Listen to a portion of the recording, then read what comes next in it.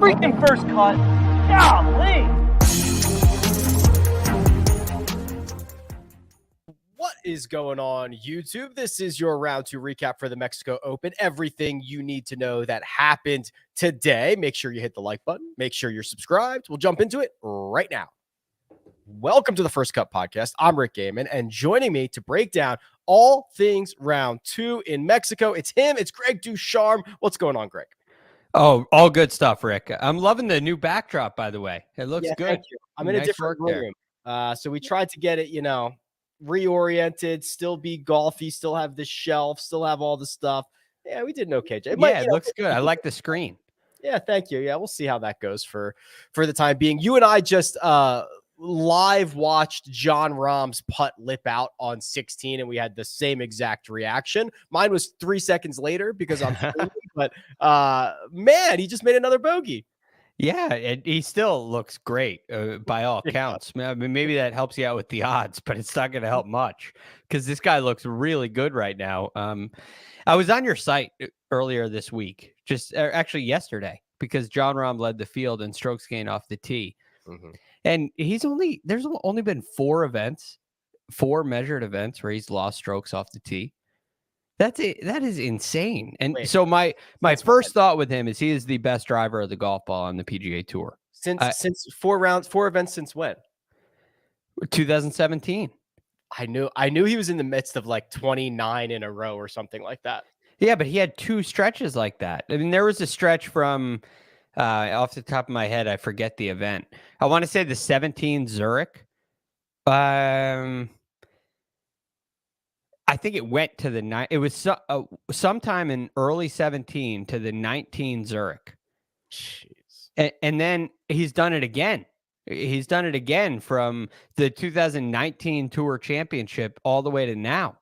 Right. It's incredible. I was blown away, and I kept scrolling down. He's got it. There must have been a stretch of bad. No, there's no stretch of bad. So then I looked at his PGA Tour page. Check out some of, where has he finished every year? He's been inside the top 5 in strokes gained off the tee every year of his career. So, I mean, that is the definition of a player being elite at something. And I think that's why he had a long stay at world number 1 and probably will again at some point. Yeah, he's 11th in driving distance, 44th in accuracy. There you go. If you're watching on YouTube, Jacob's scrolling through his player profile on my website.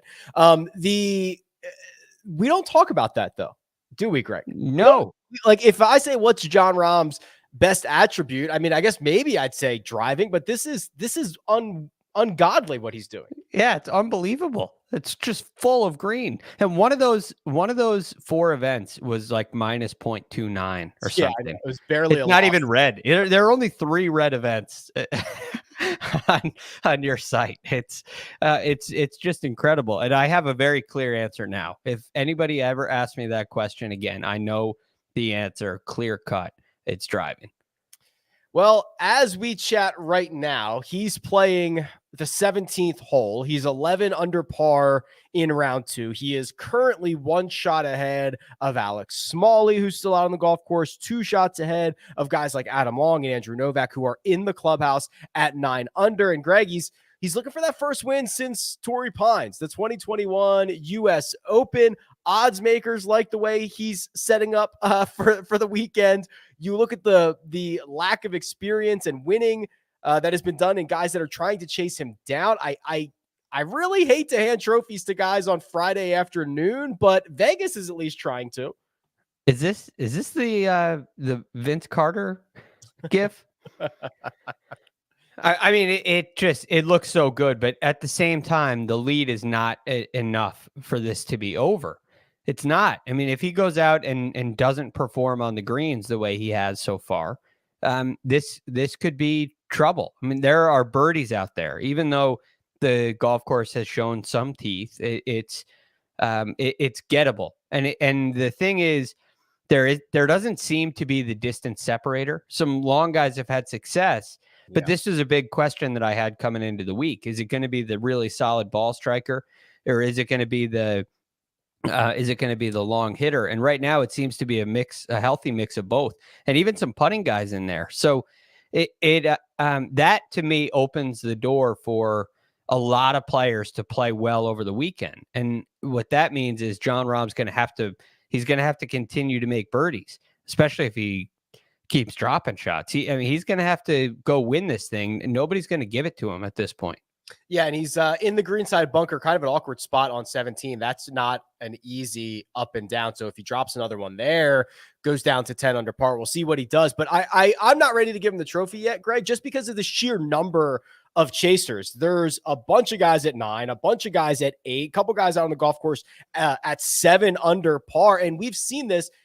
Someone's going to have a ceiling weekend. Like someone's going to shoot 2 low rounds on the weekend. Maybe it's Jon Rahm. Maybe it's Jonathan Bird. Maybe it's Adam Long. So I think the biggest concern for me not being ready to hand Jon Rahm the trophy is just there's so many guys who could go out and have a ceiling weekend and just kind of steal this thing. And how do you pick them? I mean, you go to guys who have done really well in tropical places, like Alex Smalley comes to mind. Andrew Novak has done really well in some of these tropical venues. You have some long hitters like Trey Mullinax, Kurt Kitayama, who could be a factor on the weekend. And then you also, Cam Champ, can't forget about that. I know you liked him coming into the week. Baby. Let's go. So I guess for me, the lean would be you're not going to put anything down on Rahm right now. So the lean for me would be guys I liked coming into the week. And that would be an Alex Smalley and Aaron Rye. To take your guy, Cam Champ, would be another, I think, really good option. And Sebastian Munoz would be an option as well. I think like a Lahiri, who's at 6 under. I don't know if he's going to have enough to, really charge and close the gap. But he's another guy I liked heading into the weekend. Patrick Rogers is there, a great driver of the ball at 7 under par. So you have this really big mix. And I guess the strategy is you go with guys you liked coming into the week. Yeah, I think it's fair. We're nearly 2 rounds in the books. How have you enjoyed this golf course? I think we did a pretty good job assessing it. It looks like it's in absolutely pure condition. Yeah, I mean, you never know what you're going to get on. I mean, you know it's going to be a nice golf course, but you don't know what you're going to get challenge-wise and difficulty-wise. And it has shown some teeth. There have been some mistakes made, and you got to be careful. Even though there are a lot of birdie holes out there, the long holes have been, some of them are a challenge. So I've liked the golf course overall. I guess the big question for you, the thing I wanted to ask you, is when you assess the model heading forward into the week, is it the same that you had earlier in the week where distance will prevail here?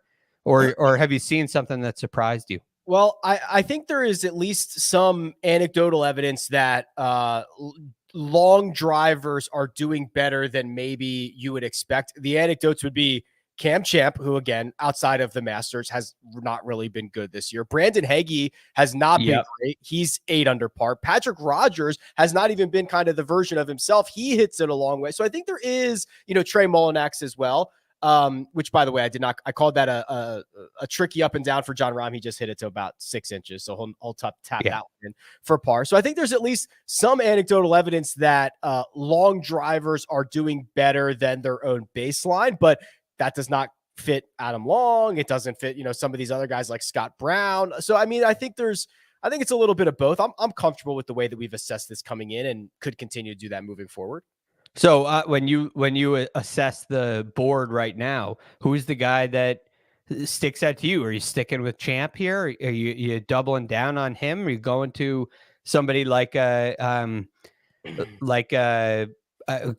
Kurt Kitayama who's kind of surprisingly long?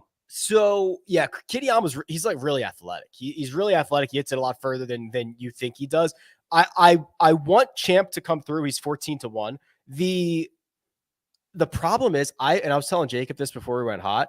I have seen Cam Champ have about 9 7-footers for par this week. And I swear to you, Greg, he has made every single one of them. And I am just waiting for that to come crashing down. I'm very, very concerned about that. Kitayama's a little bit exciting. I know he's probably too far back, but the model kind of loves Kevin Na. Unfortunately, he's like 6 shots back at the moment. He's in at 5 under par, but he's not putting nearly to the expectation that Kevin Na would. So I think Na moves up the leaderboard on the weekend, but he's probably too far back to win. I worry Champ goes in the other direction, and I would not be surprised if Kitayama made a run. Yeah. The other guy that I really like is still Alex Smalley. Yeah. But I that number is crazy. And it's because he's in second. He's playing too well right now. 5 under so far on his second 9 with 2 holes to go. He's just playing too well for me to really want to get involved there. But I like what he's done because the putting he's a really good ball striker and he's hitting it well enough. And the putting has been better, which was kind of maybe he gets on these past Palom greens and he performs a little better. And that's happened, but it's almost been too good so far. So I guess when I look at it, I like Aaron Rai. I'm very interested in Hagee. So, I mean, he's only hit like 2 fairways today, but I mean, that still worries me, kind of like Champ worries you. And Champ would be the other guy who I worry a little less about about having all the par putts. I think he can clean it up. I hope so, Greg. Well, when you look at that, some of those notables that we were just talking about, Aaron Rai is 28-1 over at Caesars Sportsbook. Cam Champ is 14-1. Alex Smalley is 9-1. And Greg, Jon Rahm is even money against the field before he has completed his second round. And it's not like he's 5 or 6 clear. He is at the moment 1 shot clear. So that is literally Caesar saying it is Jon Rahm versus the field. Yeah. And I mean, I would have to lean, I in a way would have to lean the field. I mean, just because of the sheer quantity. And you're at this point now where if you didn't invest in Rahm before the event, this is not the time to do it. No. So look, is Jon Rahm going to win this tournament? There's a very fair likelihood that he will. But I think trying to pick out a couple guys that you liked previously in the field is probably the smart way to go. Yeah, even if so I guess the good news is that when you have a guy like Jon Rahm in this field, is if you think the answer to the question of Rahm versus the field is the field, you're getting great odds on everyone else, right? It's right. You don't have another big name, basically because there is not another one in this field, who is also lurking, who's kind of eating into all of this. You can get anyone you want is 12-1 or longer. In fact, Jon Rahm just moved to -120, Alex Smalley to 12-1. So if you believe the answer, Greg, is the field, there is value to be had on this Friday night. Yeah, and that value, keep an eye on that value. How does Alex Smalley finish? How does Sebastian Munoz finish? He's another really interesting guy on this board. And if you get into a place where they're within 4 of the lead, and you like them coming into the week and you like the number, then I think it's worth it. It's a great point, Rick. Cam Champ, 5 feet for par. Oh, he made another one, Greg. Oh my God. He just cannot miss those. Unbelievable. I don't think that's a bad sign. I think it means he's in. I mean, if it's 30 footers that are going in like crazy, that's one thing. But inside of 10 feet, it's an area you have to be really good to win out here. And I think that's a sign that he's feeling pretty good about his stroke. All right, well, he's going to 18, which for him, he should get after. So hoping he can post something and keep himself in contention as the weekend begins. And of course, Greg, you and I and the rest of the First Cut crew will be back after each and every round of this week's Mexico Open to break it all down. But for now, we'll put a pin in it. Give a big thanks to producer Jacob, does all the hard work behind the scenes. I'll let you know that Greg DuCharme can be found on Twitter at The Real GFD, and you can find me at Rick Run Good. This has been The First Cut, and we'll catch you next time.